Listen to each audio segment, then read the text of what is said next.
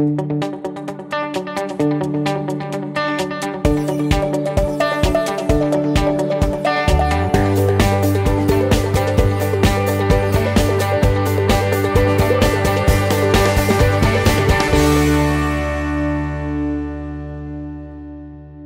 this is John Bowen, CEO of CEG Worldwide, bringing you this week's First Word.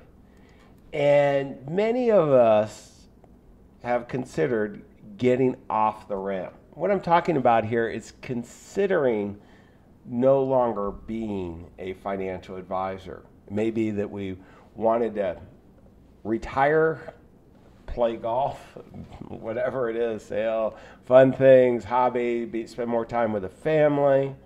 It may be that we want to pursue another interest. What we find, though, is over and over that we do not, as financial advisors, planners, thoughtful people, so often we don't do it. We don't take any thoughtful action here. So what I want to do is talk about steps for a successful transition plan. Very first is to make a plan. We see 3 out of 4 financial advisors don't have any plan whatsoever. And this is a business that you can do as long as your health is good. You can keep doing it over and over and over.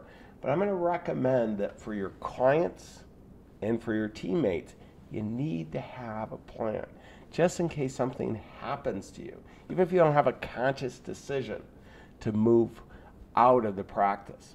And this is a business where we can stay, but we want to have a plan. And one of the best parts of having this plan is that we want to maximize the value. We maximize the value of our practice by serving our clients well. So those things that we do to increase the value, the market's good about this. They value it. And so by delivering this great experience, doing well by our clients, we do well. So I want to cover just those key drivers of success that we're seeing, and then also just touch on your options. So let's go to value right away. With value, what we're looking at here is the very first thing is have a strategy. Where are you, you're here, you want to go there, there's a gap. What's the strategy? And enroll your whole team in working on this strategy, because that's one of the biggest drivers of value is your team. See, without a great team and a good strategy, if you're not there for 90 days, let's say you take a vacation and you can't be there for 90 days. There's no phone, there's no connections, internet, what have you. The mark of a really good business is it continues well without you. Mark of a great business is one that continues to grow even better without you. So you want to have that senior team that can continue to allow you, a big part is quality of life as well. Then we want to be systemic in everything we do. So we want to have the systems and processes to ensure a great client experience. So our clients are getting their wealth management needs really addressed and the right level of communication so that they feel great about their experience with us. And we also have, and this is an important part, the systems in place to attract additional clients to us, to explore working with us, the right affluent clients. Marketing. So once we've attracted them, and that's part marketing, kind of the marketing sales funnel it's often called, we've got to have that. Now, people are going to judge you on that, getting more and more people to raise their hand and convert them by inspiring them that you're the right financial advisor to take action. And the branding, some value, a little bit, branding identity. This is the logo and everything else, look and feel of your firm. But really the branding is the experience that you're delivering. And that quality experience just so much raises the value if you can differentiate yourself from the rest of the community.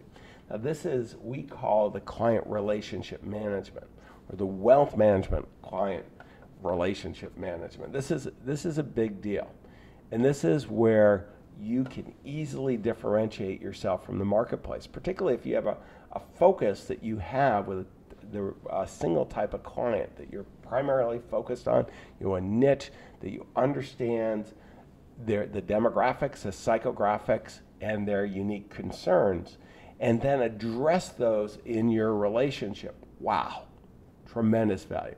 Now that's going to bring you this client base, and to maximize value, we want to have a diverse client base across a number of individuals if we're focused on high net worth, and that the assets aren't concentrated in one area or in one person. You have a primary focus, that's great. If you have a niche, they're concentrated, and you showed the ability to continue to grow, that's going to give you the highest, typically, strategic pricing.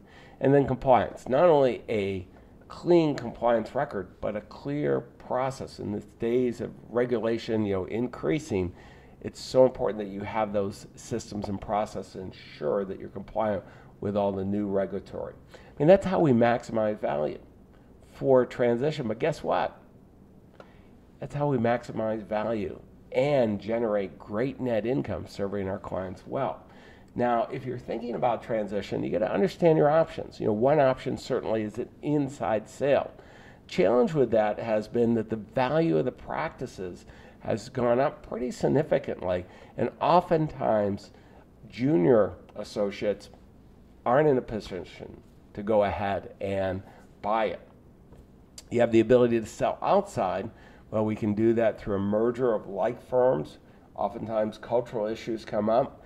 There's consolidated firms that are well funded, but at the same time, they're oftentimes trading in private stock. I had I sold to an early consolidator and then was one of the senior members of the team. And I got to tell you, you got to have a lot of things go right to make it work.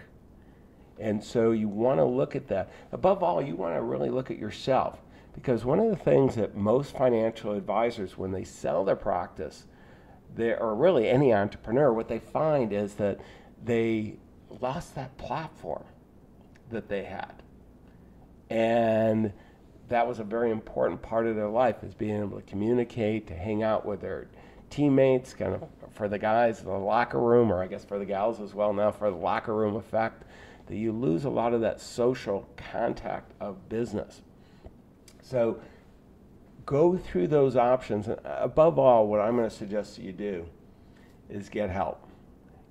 Find a consultant, an investment banker, someone who's got experience in our space to really discuss this with, because there's all kinds of great options. The very first part is know what you want to achieve.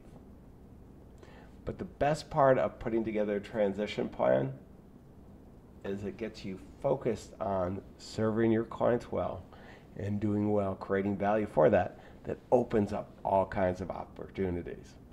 So with that, I really wish you well as you explore getting off the off-ramp. Your clients are counting on you. Your future clients are counting on you. Your teammates are counting on you. Don't let them down.